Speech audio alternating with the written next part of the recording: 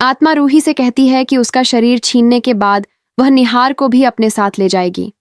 यह सुनकर रूही निहार की सुरक्षा के लिए एक बाबा के पास जाने का निश्चय करती है, क्योंकि पेंटिंग से वह आत्मा बाहर निकलकर रूही का रूप धारण कर चुकी है और अब रूही की मुश्किलें बढ़ने वाली हैं।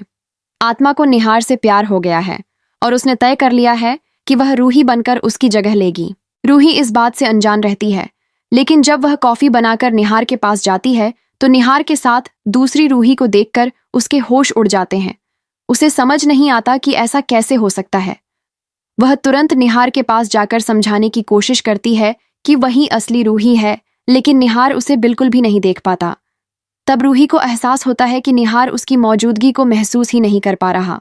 वह आत्मा के पास जाकर पूछती है कि आखिर वह कौन है और उसकी जगह क्यों लेना चाहती है।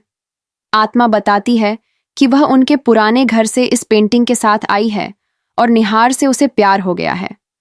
अब वह निहार को अपने साथ ले जाना चाहती है। यह सुनकर रूही हैरान रह जाती है और कहती है, तुम्हारी हिम्मत कैसे हुई निहार के बारे में ऐसा सोचने की? मैं अब भी जाकर उसे सब बता दूंगी।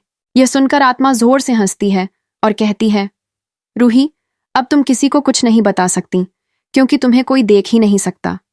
रूही कहती है कि ऐसा नहीं हो सकता, लेकिन आत्मा उसे बताती है, तुम्हारा शरीर और तुम्हारा रूप रंग अब मैंने ले लिया है।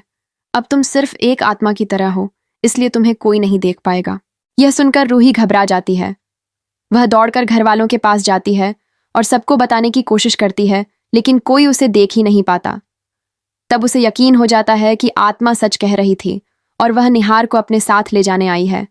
लेकिन रूही भी ठान लेती है कि वह निहार की ढाल बनकर खड़ी रहेगी और उसे कुछ नहीं होने देगी। इधर निहार को रूही के बदले हुए बर्ताव से थोड़ा अजीब लगता है, मगर फिर सोचता है कि शायद घर में सब कुछ ठीक हो गया है।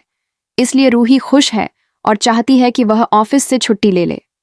बाद में आत्मा रूही का रूप लेकर निहार से कहती है कि वह आज उसके साथ बाहर घूमना चाहती है। निहार उसे असली रूही समझकर मना नहीं कर पाता, लेकिन जब निहार यह बात घर वालों को बताता है तो दादी को रूही पर गुस्सा आता है। वह अकेले में रूही यानी आत्मा के पास जाकर कहती है, तुम्हारी हिम्मत कैसे हुई निहार की ऑफिस की छुट्टी कराकर उसके साथ बाहर घूमने की? दादी को अभी पता नहीं होता कि यह असली रूही नहीं बल्कि पेंटिंग वाली आत्मा है। दादी की कड़वी बातें सुनकर आत्मा को बहुत गुस्सा आ जाता है। वह साफ शब्दों में दादी को धमकी देती है, अगर आज के बाद तुम निहार और मेरे बीच आई तो सबसे पहले तुम्हें ही खत्म कर दूंगी। यह सुनकर दादी की बोलती बंद हो जाती है। वह समझ नहीं पाती कि रूही इतनी गुस्से में उससे कैसे बात कर सकती है।